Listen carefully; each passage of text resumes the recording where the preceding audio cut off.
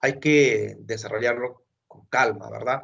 Eh, lo necesario para que ustedes no tengan ninguna dificultad. Y mire, dentro de los cálculos químicos que estamos viendo en la clase anterior, creo que quedó inclusive algo pendiente. Habíamos visto, ¿no? Lo que es definición, lo que hablamos de peso atómico, de lo que es la masa molecular, y estas, en qué unidades se puede expresar, ¿no? Cuando hablamos de átomos y moléculas. ¿Qué más hemos visto? Definición de lo que es mol, ¿no? En qué consiste, ¿no? Esta unidad, ¿no? Fundamental en el sistema internacional, lo que es de la cantidad de sustancia. Se hizo esa definición. Y lo relacionamos, esta mol para átomos como para moléculas, ¿en función a qué? A la masa o al peso, ¿no es cierto? Específicamente en gramos. Creo que quedó algo pendiente, si la mente no me falla. Era lo que es en base a la interpretación de una fórmula química. Al final, vamos a complementar con ello. ¿De acuerdo? Bien, jóvenes, el estado gaseoso. El estado gaseoso es importante dentro de la química, específicamente, ¿no? En la físico-química, porque en ambas partes se estudia. Dentro de la química es importante ya que muchas de las sustancias que a nivel de laboratorio, ¿no? En una reacción química, vamos a encontrar en este estado. Entonces, su estudio es importante. Este tema o este capítulo lo vamos a utilizar bastante, por ejemplo, en la parte de estequiometría. Todo es parte matemática cuando hablamos del estado gaseoso. Nomás hay que saber utilizar fórmulas dependiendo de las características del problema. ¿De acuerdo? Pero primero, la parte teórica, que es importante. Muy bien. A ver, primero quiero que me den la conformidad, ¿verdad? Si se está escuchando bien, ¿no? Se está observando a ver, en su pantalla de su dispositivo o no. A ver, quiero que me confirmen, jóvenes. Activen su voz, ¿no es cierto? Su audio y me lo digan. Sí se observa bien, ¿verdad? Entonces, Sí, se observa. muy bien, muchas gracias. Bien, nuestros propósitos. Uno, identificar las principales propiedades de los gases. Esto ya lo habíamos visto inicialmente en lo que es cuando se hizo el estudio de la materia. Recuerden que se hace un estudio general de los estados de agregación de la materia, ¿no? Del estado sólido, qué características tiene, al igual del estado líquido y del estado gaseoso. ¿Qué más? Hay que expresar las leyes del estado gaseoso, pero de un gas ideal. Justamente esto es el detalle. Las propiedades que a ustedes se le va a dar en un inicio van a ser de las propiedades de un gas real, en forma general. Pero al final nosotros vamos a hablar exclusivamente de lo que es un gas ideal. Y vamos a explicarnos qué es un gas ideal. Al final ustedes van a realizar los cálculos de la presión, de la temperatura, el volumen, aplicando la primera ecuación que gobierna al estado o a los gases ideales, que es la ecuación general. ¿De acuerdo? No está demasiado extenso la parte, el contenido, y creo que el tiempo nos va a alcanzar lo suficiente para poder culminar. Quiero que presten atención a la parte teórica. El estado gaseoso es un estado de agregación de la materia, ¿de acuerdo? Donde sus propiedades son muy específicas para este. Como por ejemplo, posee alta entropía. Muchas veces cuando a uno les habla de entropía no saben qué significa. ¿Qué es lo que pasa en el estado gaseoso? Sus moléculas están desordenadas, se mueven caóticamente, ¿de acuerdo? ¿No? En distintas orientaciones. Entonces, cuando a ustedes les hablan de entropía, lo que le está indicando es el grado de desorden molecular. Las moléculas en el estado gaseoso están desordenadas, a lo que no ocurre, por ejemplo, en el estado sólido. En el estado sólido, ¿no? Las moléculas están mucho más ordenadas, entonces un sólido posee baja entropía. Entonces los gases sí poseen alta entropía. ¿Qué más? Estas moléculas se mueven a altas velocidades, ¿de acuerdo? Entonces posee alta energía cinética. Ustedes bien saben que la energía cinética depende, ¿no? Según la física, de lo que está en función a la velocidad. Pero aquí, dentro de la química, la energía cinética también va a depender directamente, aparte de lo que se está moviendo las moléculas, va a depender de la temperatura. Cuanto mayor sea la temperatura, las moléculas se van a mover a mayor velocidad y por lo tanto van a tener mayor energía cinética. Un gas se comprime y expande con facilidad. Por eso se dice que los gases, ¿no?, ocupan o tienen la forma y ocupan todo el espacio del recipiente que lo contiene. ¿De acuerdo? Entonces, a un gas fácilmente se le puede comprimir y también se le puede expandir. Y esto justamente depende de lo que es la energía cinética. Las moléculas, como están separadas, fácilmente se puede disminuir, jóvenes, se puede tratar de juntar estas moléculas y disminuir el volumen. O, por ejemplo, con un aumento de la temperatura, esta se puede expandir. O sea, puede aumentar el volumen. Otra propiedad, se difunde o se mezclan, ¿verdad? O trasladan en un medio gaseoso o en un líquido. O sea, un gas fácilmente se puede mezclar, ¿no?, con otro gas o en el líquido. ¿Qué más podemos decir? El proceso de efusión. ¿Qué es la efusión? Me dice, pues, ¿no? La efusión es el escape de un gas contenido en un recipiente a través de donde, no, un espacio a través de orificios bastante pequeños, ¿no? Microscópicos, como dice acá. ¿De acuerdo? Entonces, esas propiedades son muy importantes. Además, sabemos nosotros que la fuerza de repulsión, ¿no?, porque existen fuerzas intermoleculares, las fuerzas de repulsión son mucho mayores que la fuerza de atracción o de cohesión. También no hay que olvidar ello, ¿no? Cuando ya vimos nosotros en lo que es en el estado, lo que es específicamente lo que es la parte de enlace químico, ¿no es cierto? Bien, más o menos es esto la efusión, mírenme. Nosotros tenemos aquí un globo, ¿no es cierto? Va a llegar a una determinada altura, ¿y qué va a pasar, jóvenes? ¿Qué va a pasar? Esto va a empezar a bajar, jóvenes, la presión, y el globo prácticamente se va a desinflar. ¿Qué es lo que ocurre? Un gas que está, en este caso, aire, que está dentro del globo, ¿no?, como está sometido a alta presión, y este aire escapa a través de estos orificios, ¿no?, bastante pequeños, por eso dice microscópicos, ¿no? Y a ese proceso se le llama el proceso de efusión. Existen tres variables, ¿no?, que gobiernan al estado gaseoso. A eso se le llaman variables o funciones de estado, ¿no? Son aquellas variables entonces que describen netamente el comportamiento de los gases. Y estas variables ustedes lo tienen que conocer. ¿Cuáles son ellas? Uno, la presión.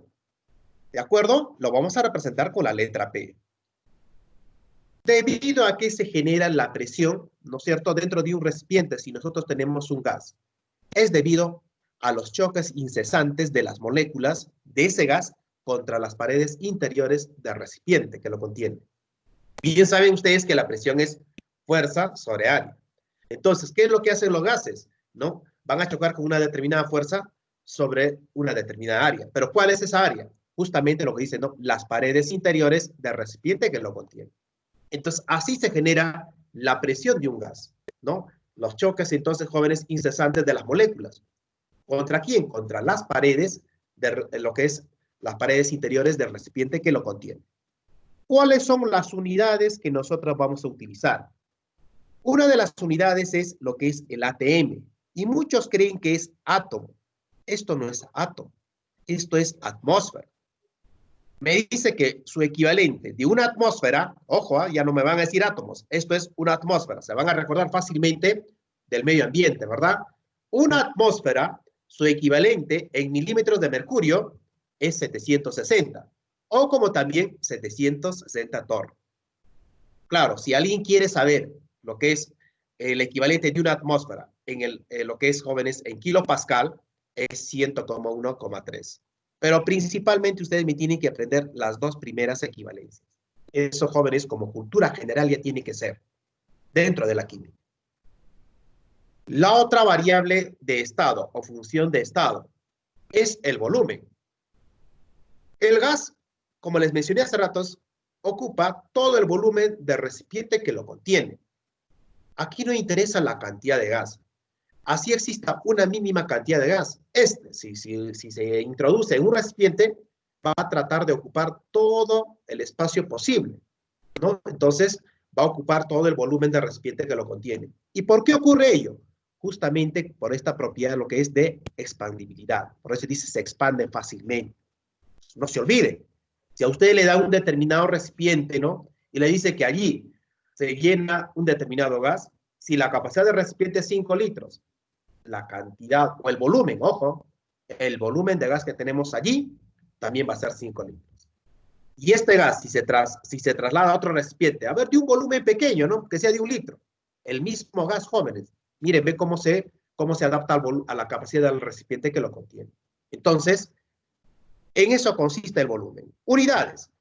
Generalmente, cuando hablamos de los gases, el volumen se va a estar expresado en litros. Aquí está, ¿ven?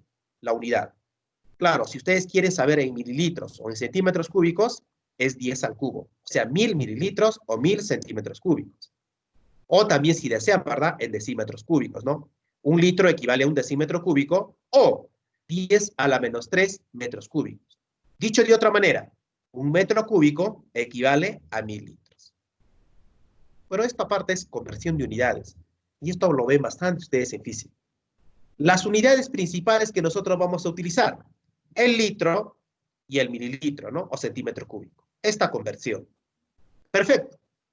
Y nos falta una variable más, que es la temperatura. Miren, la temperatura es la medida de la agitación de las moléculas del gas. Cuanto mayor movimiento, mayor agitación tiene de las moléculas del gas, y en general de todo cuerpo, ¿no? Mayor va a ser la temperatura. Y la unidad que se utiliza dentro del estado gaseoso tiene que ser una unidad absoluta, la escala absoluta, y se mide en Kelvin. Pero esto ya le dije a ustedes, si la temperatura, ¿no? En un problema, ¿no? Si a ustedes les dan en la escala Celsius, la conversión de Celsius a Kelvin es bastante simple. ¿Cómo es esta conversión? Miren, simplemente, si ustedes tienen una temperatura, ¿no es cierto?, en la escala Celsius, para convertirla a la escala Kelvin, le sumamos a 270. Y no se olviden de ello. Ya cuando resolvamos los ejercicios, directamente ustedes me van a dar la respuesta. Recuerden, si la temperatura está en la escala Celsius, para llevarla a la escala Kelvin, hay que sumar más 273. Entonces, estas son las 3 variables de estado o funciones de estado cuando nosotros hablamos en lo que es de un gas, ¿no? Que describe justamente el comportamiento de esto. Lo que no va a pasar, por ejemplo, ¿no? Cuando hablemos nosotros cuando hablamos de un estado, del estado sólido. Recuerde que un sólido, ¿no es cierto?, tiene un volumen propio. Ya no podemos aplicar, ¿no? Inclusive, ¿no? Estas variables, no podemos hablar exclusivamente de estas variables para el estado sólido. Esto es propio ¿para quién? Para los gases. Muy bien. Pero nosotros en sí vamos a desarrollar lo que es un gas ideal. ¿Qué es un gas ideal? Es un gas hipotético que realmente no existe, creado por la matemática, ¿no? Por lo tanto, vamos a decir que es un gas perfecto, que cumple estrictamente con la teoría cinética molecular. ¿De acuerdo? Pero, ¿para qué se hace el estudio de este gas ideal? Para poder entender, ¿no es cierto?, lo que es el comportamiento real, ¿no es cierto?, de un gas. O sea, para hablar de un gas real. Hablar de un gas real ya se habla a nivel universitario. Pero si ustedes entienden lo que es un gas ideal, van a notar que no va a haber mucha diferencia con lo otro, ¿verdad? Entonces, un gas ideal es un gas hipotético, o un gas perfecto también se le llama, que cumple estrictamente con la teoría cinética molecular. ¿Y en qué consiste esta teoría cinética molecular? Miren, hay postulados. Primer postulado, las moléculas, ¿no?, de los gases van a tener masas puntuales. ¿Qué significa esto? Que su volumen o su dimensión va a ser despreciable. Tiene masa, pero el volumen de estas moléculas es prácticamente insignificante en comparación del volumen del recipiente que lo contiene. Entonces se dice que el volumen es casi cero, pero sí tiene masa. Otro postulado. Recuerden que dentro de un gas real sí existen, pues, las fuerzas intermoleculares. ¿De acuerdo? Pero cuando nosotros estamos hablando de un gas ideal, las fuerzas intermoleculares, nos referimos a la de cohesión o atracción y como también a la de repulsión, son nulas. No existen. Las moléculas de los gases tienen movimiento libre en todas las direcciones. Entonces, no se olvide, para un gas ideal, las fuerzas intermoleculares no existen. Otro postulado, como les había mencionado hace rato, ¿eh? la energía cinética promedio de un gas es directamente proporcional a la temperatura. ¿Qué significa esto? Para que se mueva a mayor velocidad un gas, simplemente tenemos que aumentar la temperatura. Entonces, esta energía cinética depende directamente ¿de quién? De la temperatura. Miren, ve, para un gas ideal, la energía cinética, su ecuación va a ser, ¿no? 3 medios, ¿no? K por T. Y esta K, pues, es la constante de Boltzmann, ¿verdad? Pero a ustedes no les interesa mucho ello. Simplemente es que a mayor temperatura, mayor movimiento, a mayor velocidad se van a mover las moléculas de un gas. ¿De acuerdo? Y no se olviden, ahí dice, ¿no? La constante de Boltzmann. Otro postulado. La velocidad cuadrática media de los gases dependen de la temperatura y de la masa molecular del gas. ¿Qué es lo que les indica? ¿Qué es lo que significa esto? Que realmente la velocidad de un gas depende directamente de la temperatura, lo que habíamos dicho anteriormente, ¿no? Que a mayor temperatura se va a mover a mayor velocidad, pero también va a depender de qué gas están hablando. Si el gas es pesado, por cierto, lógicamente que se va a mover más lento. Y es por ello que dice, ¿no? La velocidad cuadrática media depende de la temperatura absoluta y de la masa molecular del gas. Más o menos es esto, mire, ve, pues por una raíz cuadrada, 3RT entre la masa molecular. Aquí abajo está la masa molecular, ¿ve? Entonces, ¿qué significa? Que la velocidad de un gas, ¿no? Es directamente proporcional a la raíz cuadrada de la temperatura, pero es inversamente proporcional a la masa molecular. Si nosotros tenemos varios gases a una misma temperatura y les preguntan, ¿no? ¿Cuál de esos gases tiene mayor velocidad? Entonces, como todos van a estar a la misma temperatura, esa velocidad va a depender exclusivamente de esta masa molar. Pero como es inversamente proporcional, ¿a qué conclusión se va a llegar? Que cuanto más pesado sea el gas, más lento se mueve. Entonces, los gases que tienen masa molecular grande son los más pesados, entonces tienen una velocidad, jóvenes, lenta, ¿verdad? En comparación a las que son más ligeras. Eso es lo que indica este cuarto postulado. Algo importante esto, ¿verdad? Ahora, ¿cómo nosotros asemejamos un gas real a un gas ideal? Y aquí está, bien. ¿Qué me dice? Un gas real tiende al comportamiento ideal. O sea, ¿qué significa? Que un gas real, para un gas real vamos a utilizar esta teoría cinética molecular, pero ¿cuándo? Hay algunos criterios que el alumno debe saber. Uno, cuando se está trabajando para el gas a bajas presiones y a elevadas temperaturas. Ese es uno. Dos, los gases ligeros, los de menor masa molecular o masa molar, tales como el hidrógeno y el helio, ¿no? Siendo reales, tienen un comportamiento más ideal. Entonces, los gases que tengan menor masa molar, ¿no? Jóvenes, siendo reales, van a tener un comportamiento ideal en comparación de otras que son más pesadas. Y el último, ¿no? Los que poseen menor intensidad en las fuerzas intermoleculares. Entonces, cuando hablamos de esos tipos de gases, nosotros estaremos hablando, pues, que un gas real tiende a ser ideal, bajo esas condiciones. Entonces, vamos a repasar esto. Un gas real tiende a un comportamiento ideal, ¿cuándo? Uno, si se trabaja a bajas presiones, pero a elevadas temperaturas. ¿Qué más? Los gases ligeros, que tienen baja o menor masa molar. Y aquellos gases donde existe menor intensidad en las fuerzas intermoleculares. Conociendo ello, ya podemos hablar de la ecuación que gobierna a un gas ideal. Por eso dice bien claro, ecuación general de los gases ideales. Miren, en este proceso, lo que vamos a considerar es que la masa del gas va a permanecer constante. La masa de gas no va a cambiar. Los que van a cambiar son las variables de estado, o sea, la presión, el volumen y la temperatura. Y estos se van a relacionar mediante la siguiente ecuación. Entonces, nuevamente, la ecuación general de los gases ideales se habla cuando el proceso, ¿no? Cuando en el proceso la masa es constante. La masa no va a cambiar. Por eso se le llama un proceso isomásico. Solamente vamos a cambiar las variables de estado. ¿Cómo relacionamos esas variables de estado? Allí lo tienen. ¿Qué me dice aquí? Que el producto de la presión por el volumen entre la temperatura, esto permanece constante. Esto, jóvenes, para una masa constante de gas. La masa, vuelvo a repetir, no va a cambiar. Entonces, ustedes pueden hablar para distintas condiciones, para distintos estados, como por ejemplo, ¿no? Para dos condiciones. Esto significa, pues, que imagínense que aquí yo tengo una cierta cantidad de gas, como pueden ver, ¿de acuerdo? Dentro de este recipiente. Esta misma masa de gas va a estar en la parte final, porque la masa de gas va a permanecer constante. Lo único que van a cambiar son la presión, por eso pongo al inicio, mire, ve, presión 1, ¿no? Al final es presión 2. ¿Qué más? Va a cambiar el volumen. Mire, ve, inicialmente en este diagrama el volumen era grande y aquí empieza a disminuir. Y también vamos a cambiar la temperatura. Pero vuelvo a repetir, la masa del gas permanece constante. Un proceso isomásico. Entonces, ¿cómo relacionamos a estos dos procesos? Mediante esta ecuación. Lo que me dice es lo siguiente, que la presión 1 por el volumen 1 entre la temperatura 1 va a ser igual a la presión 2 por el volumen 2 entre la temperatura 2.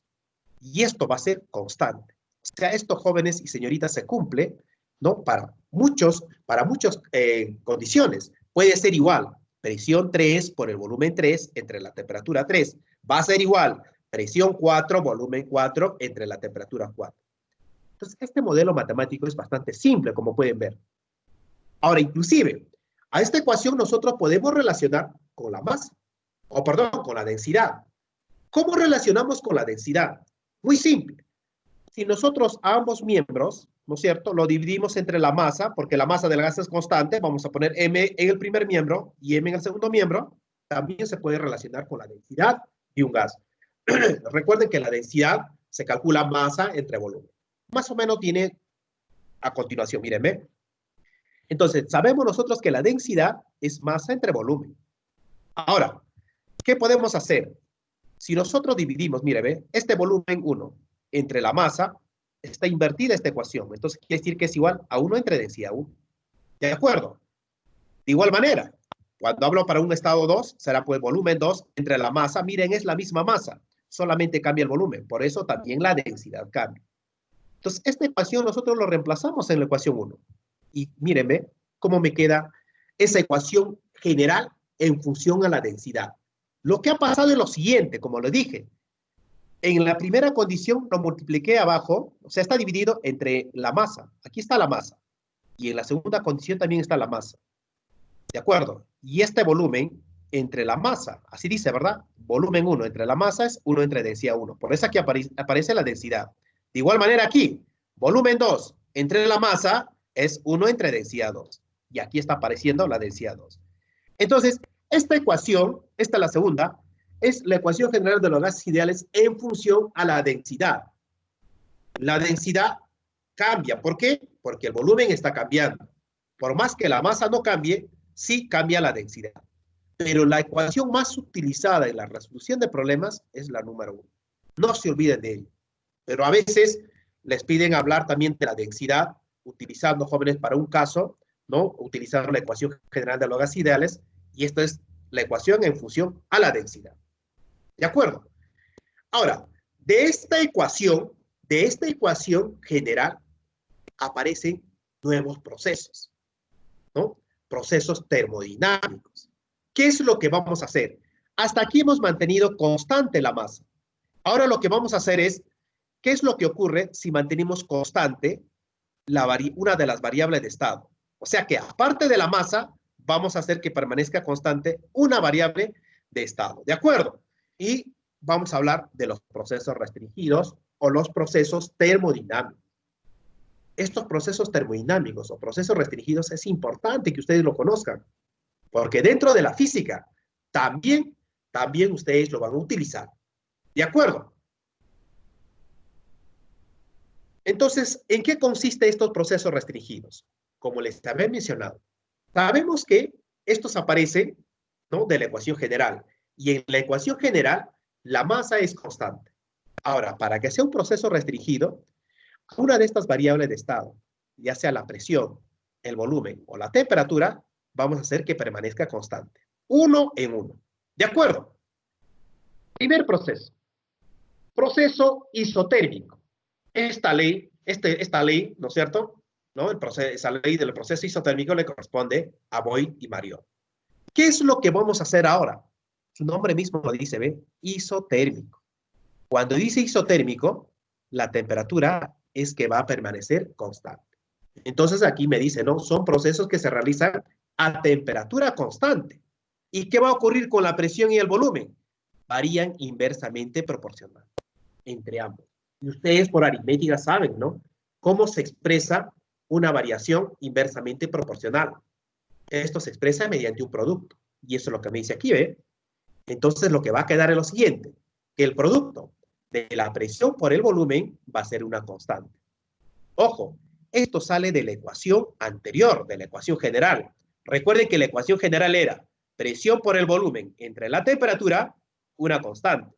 Pero como esta temperatura que está en el denominador permanece constante, jóvenes, pasa a multiplicar a una constante, me aparece otra constante.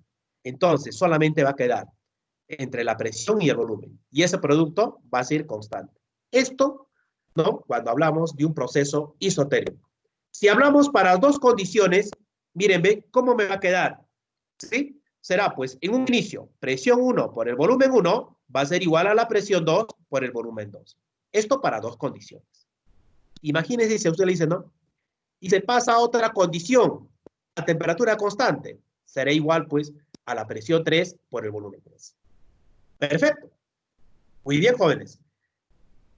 Lo que tenemos que hacer es graficar. La gráfica, como jóvenes, como la relación es inversamente proporcional, me sale una gráfica, miren, a esto se le llama una hipérbola equilátera. ¿Qué es lo que me dice? La temperatura en 1, miren, ve, es igual a la temperatura en 2. Cuando nosotros hablamos la temperatura en 1, estoy hablando pues que cuando la presión vale 1 y el volumen vale 1. Y en la condición 2 es la presión vale 2 y el volumen es 2. Y miren cómo se relacionan esas variables de estado. Entonces, a esa gráfica, dentro de lo que es el estado gaseoso, se le llama isoterma. ¿De acuerdo? Cuando a usted le dice se tiene la siguiente isoterma, es una gráfica a temperatura, a temperatura constante. Entonces, esta ecuación es que vamos a utilizar cuando el proceso es isotérmico. ¿De acuerdo? Vamos al siguiente proceso. Proceso isobárico. Isobárico viene de baro, viene de barómetro. ¿De acuerdo, jóvenes? Entonces, ¿de qué estamos hablando? Cuando dicho proceso se va a llevar a cabo a presión constante. Y mire, si la presión permanece constante, el volumen y la temperatura varía directamente proporcional. Pero creo que esto es algo simple, ¿no? Para que ustedes puedan entender. A ver, voy a regresar al caso anterior. ¿Por qué la presión y el volumen es inversamente proporcional? Miren, si ustedes tienen una determinada cantidad de gas en un recipiente, ¿no? Y lo van a poner una tapa móvil, o sea, que se puede mover esa tapa. ¿Qué ocurre si ustedes le aplican mayor presión? A mayor presión, el volumen va a disminuir. ¿Sí o no? Por eso es inversamente proporcional. Cuando uno de ellos aumenta, el otro disminuye. O cuando el otro aumenta, o cuando el otro disminuye, el otro va aumentando. Eso es inversamente proporcional. Por eso se expresa mediante un producto. Pero en cambio aquí, en el proceso isobárico, ¿qué me dice? La ley de Charles. Al trabajar a presión constante, el volumen y la temperatura, porque esas dos variables son lo que van a variar, ¿no es cierto? Pero dice varían, valga la redundancia, directamente proporcional. Significa, si ustedes aumentan la temperatura, el volumen también va a aumentar. Y eso es fácil de entender, ¿no es cierto? Imagínense ustedes están hirviendo agua en casa y ustedes saben que una vez que empieza a hervir, empieza a salir vapor, empieza a salir gas. Entonces, cuando se va calentando más, ese vapor empieza a querer aumentar su volumen. Es por eso que empieza a empujar la tapa. Eso es lo que le está indicando acá. Entonces, tanto el volumen como la temperatura son directamente proporcionales. Y eso lo que es directamente proporcional se expresa mediante una división. Miren, ve, el volumen entre la temperatura, ¿no? Va a ser una constante, ¿no? Y esta división me indica, pues, que es directamente proporcional. Para dos condiciones, será, pues, volumen 1 entre la temperatura 1 va a ser igual a volumen 2 entre la temperatura 2. Vuelvo a repetir, esto solamente es para dos condiciones. ¿Pueden haber más condiciones? Por supuesto que sí. Graficando, jóvenes. Cuando ustedes grafican, ¿no? Dos cantidades que son directamente proporcionales, la gráfica es una línea recta, como pueden observar. Aquí tengo volumen 1, temperatura 1, y aquí está el primer punto. Y como estoy trabajando a presión constante, voy volumen 2 y temperatura 2. De esos dos puntos de intersección trazo una línea recta, eso es la presión constante. A esa línea recta se le llama una isóbara. Y justamente aquí me dice, ¿ve? La presión en el punto 1 es igual a la presión en el punto 2. Realmente, la presión a lo largo de esta línea recta es constante. ¿De acuerdo? Es constante. En cualquier punto, la presión va a ser la misma. Solo que estoy tomando como punto de referencia al punto 1 y al punto número 2. Entonces, también tienen que saber interpretar gráficos. Aunque tal vez en la práctica, que a ustedes les he enviado, no existe, pero esta es la forma de poder interpretar esta gráfica. A esta línea, entonces, a esta gráfica se le llama una isóbara. Me falta un proceso más. Ya hemos mantenido constante la temperatura y la presión. Lo que nos falta es mantener constante el volumen. A ese proceso se le llama isócoro o isométrico. La ley de Gay-Lussac. ¿De acuerdo? ¿En qué consiste este proceso? No es cuando ustedes, ¿no? Cuando en el proceso se va a mantener, ¿no? El volumen constante. Por eso me dicen, ¿no? El proceso se realiza a volumen constante. Y donde la presión y la temperatura también varía directamente proporcional. Entonces, lo que va a pasar es lo siguiente. Imagínense que ustedes tienen un recipiente confinado una cierta cantidad de gas. ¿Qué va a pasar si ustedes aumentan la temperatura? Estas moléculas se van a mover a mayor velocidad y va a existir mayor choque, ¿no es cierto?, contra las paredes interiores del recipiente que lo contiene. Significa que la presión va a aumentar. Entonces, tanto la presión y la temperatura son directamente proporcionales. A mayor temperatura, mayor la presión. O a menor temperatura, menor también va a ser la presión. Y esto entonces, como es directamente proporcional, ¿no? Se representa matemáticamente mediante una división. Al igual que el proceso isobárico. Solo que aquí las variables que van a cambiar son la presión y la temperatura. ¿De acuerdo? Y nosotros, para dos condiciones, generalmente trabajamos en dos condiciones, ¿no? No utilizamos esa ecuación. Miren, ¿ve? Presión 1, esa temperatura 1, como presión 2, esa temperatura 2. Como pueden ver, aquí no aparece el volumen, ¿no es cierto? Porque el volumen es constante. En la ecuación general, allí sí aparecen las tres variables, pero en los procesos restringidos, una de las variables no aparece. Ahora, si ustedes grafican esto, como es o como varían directamente proporcional, mire, la gráfica me sale una línea recta, al igual que el proceso isobárico. ¿De acuerdo? A lo largo de esta línea recta que está aquí, el volumen es constante, en cualquier punto, pero en la recta. ¿De acuerdo, jóvenes? Y a esa línea se le llama una isócora. Entonces, muy importante para que ustedes puedan analizar gráficos. En resumen, jóvenes, ¿no? Hay que resumir esto. Aquí tenemos este pequeño cuadro. Tenemos a las tres leyes, ¿no es cierto?, de los procesos restringidos. Mire, tenemos al proceso isotérmico, isobárico y isocórico. En el proceso isotérmico, la temperatura es constante y la fórmula para dos condiciones es presión 1 por el volumen 1 es igual a la presión 2 por el volumen 2. La ley de Charles corresponde a un proceso isobárico. Hay que mantener constante esta presión, ¿no? ¿Qué me indica? Volumen 1 es a temperatura 1, como volumen 2 es a temperatura 2. Y este último proceso que hemos visto, miren, ¿ve? La ley de Gay-Lussac, ¿no? Es el proceso isocórico, o también se le llama isométrico, no se olviden.